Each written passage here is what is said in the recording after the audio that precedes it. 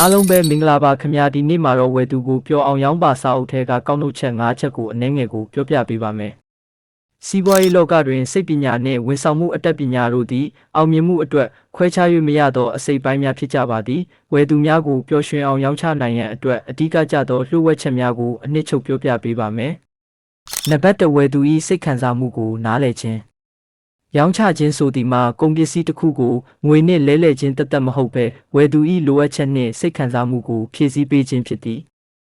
နံပါတ်2စာနာလည်မှုဝယ်သူ၏နေရာတွင်မိမိကိုယ်အစားထိုးကြည့်ပြီးရင်းတို့ရင်ဆိုင်နေရသောအခက်အခဲကိုမိမိကုန်ပစ္စည်းကမည်သို့ဖြည့်ရှင်းပေးနိုင်မည်နည်းဆိုသည်ကိုအလေးထားရပါမည်ပြောအောင်ရောင်းပါဆိုသည့်အတိုင်းရောင်းသူ၏စိတ်စေတနာနှင့်အပြုသဘောဆောင်သောအမှုအရာသည်ဝယ်သူကိုဆွဲဆောင်နိုင်သည့်အကောင်းဆုံးစိတ်ပညာလက်နက်ဖြစ်သည်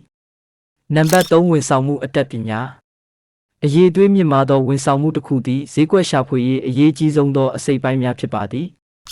နံပါတ်4ဂရုတစိုက်နားထောင်ခြင်းဝယ်သူပါကိုလိုလားနေတယ်လဲဆိုသည်ကိုတေချာစွာနားထောင်ပေးခြင်းသည်ရင်းတို့ကိုတန်မိုးထားခံရသည်ဟုခံစားရစေသည်ဝယ်သူမျှော်လင့်ထားသည့်ထက်အနည်းငယ်ပိုသောဝန်ဆောင်မှုဥပမာရည်ရွယ်ချက်ရှိဂရုစိုက်ပေးခြင်းသို့မဟုတ်လက်တွေ့ကျသောအကြံပေးခြင်းကိုပေးခြင်းဖြင့်ခိုင်မာသောယုံကြည်မှုကိုတည်ဆောက်နိုင်သည်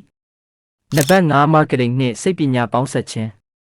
လက်တွေ့အသုံးချ marketing နည်းလမ်းများတွင်ဝယ်သူ၏ဆုံးဖြတ်ချက်ချနိုင်စွမ်းကိုလွှမ်းမိုးရန်စိတ်ပညာကိုအသုံးပြုကြသည်အမျက်ထက်ယုံကြည်မှုကိုအရင်တည်ဆောက်ခြင်းသည်ရေရှည်အတွက်ပိုမိုခိုင်မာသော marketing ဗျူဟာဖြစ်သည်ဝန်ဆောင်မှုပေးရာတွင်တစ်ခါကောင်းရုံမဟုတ်ဘဲအမြဲတမ်းစံချိန်စံညွှန်းတစ်ခုအတိုင်းပေးနိုင်ခြင်းသည်ဝယ်သူကိုဆွေးမြဲစေသောအချက်ဖြစ်သည်အနှစ်ချုပ်အားဖြင့်ဝယ်သူတဦးသည်လူသားတဦးဖြစ်သည်နှင့်အညီဆက်ရုပ်ကဲ့သို့ဆက်ဆံခံရခြင်းထက်လူသားချင်းစာနာမှုရှိသောဝန်ဆောင်မှုကိုပိုမိုနှစ်သက်ကြသည်ထို့ကြောင့်မိမိ၏အယောင်လုပ်ငန်းတွင်စိတ်ပညာကိုအခြေခံသည့်ဝန်ဆောင်မှုအတတ်ပညာကိုပေါင်းစပ်အသုံးပြုခြင်းဖြင့်ဝယ်သူများကိုပျော်ရွှင်စေကာအောင်မြင်သောလုပ်ငန်းတစ်ခုကိုတည်ဆောက်နိုင်မည်ဖြစ်ပါသည်ဒီဗီဒီယိုလေးကတင့်အတွက်တစ်ခုခုရစေမယ်လို့မျှော်လင့်ပါတယ်ဒီထက်မကပိုပြီးတော့မိတ်ဆွေကစကားပြောကောင်းခြင်းနဲ့စီးပွားရေးနယ်ပယ်မှာပြောတတ်ဆိုတတ်သူတယောက်ဖြစ်ပြီးလူရည်လဲခြင်းနဲ့ဆိုရင်ကျွန်တော်ရဲ့ Telegram group အနှစ်မိတ်ဆက်ပေးပါရစေခင်ဗျာကျွန်တော်ရဲ့ group ထဲမှာငွေကြေးဆိုင်ရာစာအုပ်ပေါင်းများစွာရှိမယ်အယောင်မကတ်တင်းစာအုပ်တွေရှိတယ်လူအကဲခတ်နီးစာအုပ်တွေရှိမယ်စကားပြောစွမ်းရည်ဟောနီးပြောနီးကိုဘက်ပါအောင်စီယုံနီးစာအုပ်တွေရှိမယ်စိတ်သက်ခွန်အားပြည့်စာအုပ်တွေရှိမယ်ဒါအပြင်အခြားသောကဘာကျော်မြန်မာဘာသာပြန်စာအုပ်ပေါင်းများစွာကို9000ကျပ်ဖြင့်မှန်ပါဝင်ပြီးရသက်ပံစိတ်ကြိုက်ဝဖတ်ရှုလေ့လာလို့ရနေပါပြီ။စာဖတ်ဖို့အချိန်မရှိတဲ့သူတွေအတွက်လည်းအဆင်ပြေအောင်အတန်ဖြင့်နားထောင်လို့ရမည်စာအုပ်တွေလည်းထည့်ပေးထားပါတယ်ခင်ဗျာ။မှန်ပါဝင်ရန်အတွက်ခမှာလင့်ချထားပေးပါတယ်